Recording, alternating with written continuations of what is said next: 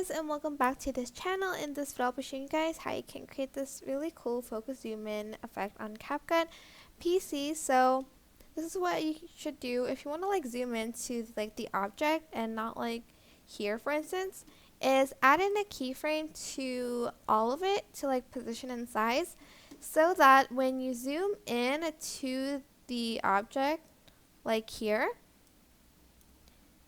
you can like move it and place it so that the person stays in the middle. So here this person is not in the middle, so you're going to want to move her to the middle, and then here again she gets moved a little bit, and you're just going to position her so that she stays in the middle. And as you can see, the position changes too, and you're going to just like basically scale it here, and then again like here place her kind of in the middle, and then here again just move her in the middle.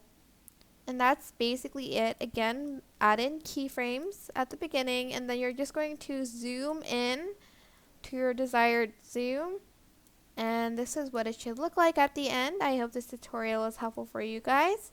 Don't forget to like, comment, share, and also subscribe to this channel if you haven't done that already.